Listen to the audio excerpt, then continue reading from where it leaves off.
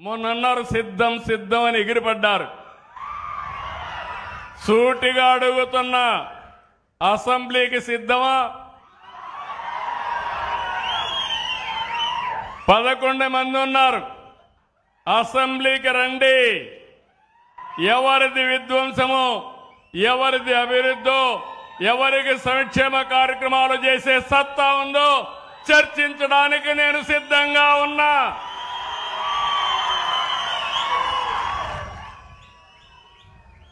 Super 6 మీద అవాకులు చవాకులు వాళ్తున్నారు. నేను అడుగుతున్నా, అసెంబ్లీకి రండి. ఎవరికి ఏ నిమిషంలో ఎక్కడిచ్చామో సమాధానం చెప్పే ధైర్యం సత్తా ఈ ప్రభుత్వానికి ఉందని చెప్పి కూడా నేను మీకు తెలియజేస్తున్నా. సాగునీటి ప్రాజెక్టుల వరకు కడాన ప్రాజెక్టులు కడితే గ్రీస్ వేయలేని పెద్ద మనుషులు ఇక్కడే అన్నమయ్య డ్యామ్ కొట్టుకోబోతే ఏమైంది తమ్ముళ్ళు అని మిమ్మల్ని అడుగుతున్నా.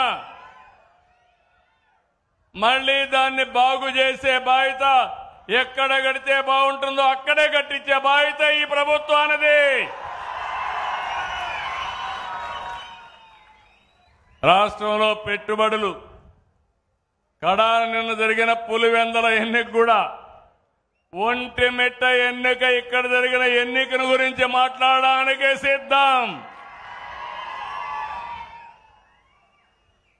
అంతేకాదు బాబాయ్ గొడ్డలు వేటు కూడా చర్చించడానికి మనం సిద్ధంగా ఉన్నాం.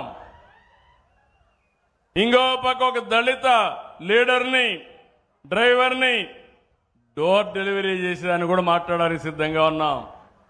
మీరందరూ గుర్తుపెట్టుకోవాలి, కోడి కత్తి డ్రామా, గులకరాయి డ్రామా మర్చిపోయారా తమ్ముళ్ళు? మీరు ఏమమ్మా ఆడబిడ్డలు మర్చిపోయారా మీరు అంటున్నా? నేను డ్రామా వేయలా. నా మీద 23 క్లేమోర్ మైన్స్ వెంకటేశ్వర స్వామి పాద పద్మాల దగ్గర జరిగితే నేను భయపడ్డానా తల్లి అని మిమ్మల్ని అడుగుతున్నా. ప్రజల కోసం పనిచేశాం. ప్రజల కోసం పనిచేసినప్పుడు భయపడవలసిన అవసరం లేదు. వీళ్ళు చేసే పని చూస్తా ఉంటే అంతా కూడా చేసే తప్పుడు పనులు, మీడియాలో మాత్రం ఫేక్ మీడియా పెట్టి నేను దానికి సమాధానం చెప్పాలంట. నిన్నే చూస్తున్నారు వీళ్ళ యొక్క మనుషులు తప్పుడు డాక్యుమెంట్స్తో దివ్యాంగుల పింఛన్ తీసుకున్నారు. వాడు ఆటో డ్రైవింగ్ చేస్తాడు, ట్రాక్టర్ డ్రైవింగ్ చేస్తాడు, చేయలేదంటాడు. బాగా మాట్లాడతాడు. డాక్టర్ దగ్గరికి వచ్చినప్పుడు నాటకం వేసి మూగంటాడు.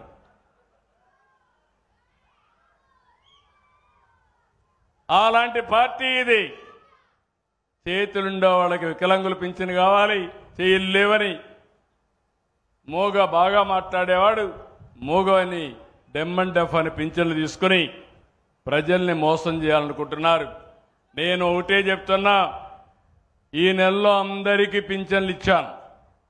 కానీ మీరు కూడా ఆలోచించండి, నాకు సోషల్ ఆడిట్ జరగాలి. ప్రజల సమక్షంలోనే అనర్హులుంటే ఇతను అనర్హుడు, తీసుకోవడానికి అర్హత లేదని చెప్పే ధైర్యం మీ అందరికీ రావాలి. చేస్తారా లేదా? నేను ఎవ్వరికి అన్యాయం చేయను, అర్హులందరికీ ఇస్తా. ఒకవేళ అర్హులు కానీ ఎవరన్నా ఇగ్నోర్ చేసినా రాజకీయ కారణాలతో నేను ఆమోదించను. ఇది నా గ్యారంటీ అని కూడా మరొక్కసారి మీ అందరికీ విజ్ఞప్తి చేస్తున్నా.